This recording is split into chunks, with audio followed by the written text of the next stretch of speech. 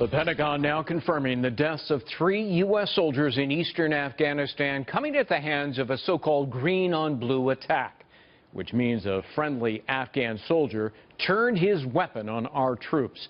Another American soldier also injured. The Taliban claims it was one of their own who infiltrated the Afghan army and carried out that attack. Let's bring in retired Army Lieutenant Colonel Michael Waltz, former Green Beret commander, former counterterrorism advisor, Vice President Cheney, and author of Warrior Diplomat, also a Fox News contributor. Colonel, great to see you. Great, thanks. So this was an inside job by the Taliban. It's happened so many times before. In March, 3 U.S. soldiers were injured. Same thing. Right. How do we put a stop to this? Can it be stopped? I don't know that you're ever going to stop it completely, Greg. You know, our main effort there is to embed small groups of advisors with Afghan security forces, with the Afghan army and the police and their commandos to help them bolster their fighting and help bring in all of the support elements that we need, air support, medevac, and other pieces.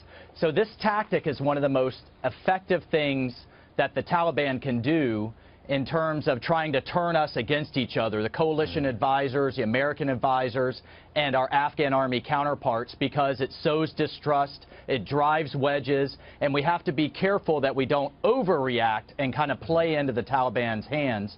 There are things that we can do to increase our vetting and kind of increase our understanding of when the Taliban's trying to infiltrate. Right. But again, we can't take it too far, because getting the Afghan army to the right place to be able to fight on its own is our main effort and how we're eventually going to leave. Before this happened, there is a proposal still existing on the table to put in 5,000 more U.S. and coalition troops. Right. What do you make of that?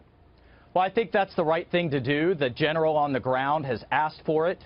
Again, these soldiers that would be going in are not soldiers, I want to be clear, they are not going to be kicking in doors and on the front line and pulling triggers. These are going to be more advisors and more trainers, which is exactly what the Afghans need. And they're, you know, look, we need to be honest, they're going to need it for quite some time. They need those supporting efforts that only we can provide. But then, Greg, to put it in a broader strategic context, you know, the Trump administration is also wrestling with how do we deal with Pakistan, the sanctuaries that the Taliban enjoy over there. No counterinsurgency in history has ever been effective when the enemy has a place to rest and refit. And I think we need to be honest with ourselves that we're going to be there quite some time, just like we were in Colombia for 40 years fighting the FARC, just like we were in South Korea for over 70 years and are still there today. Well, the American strategy has in part been to try to take out the Taliban leadership. Yeah.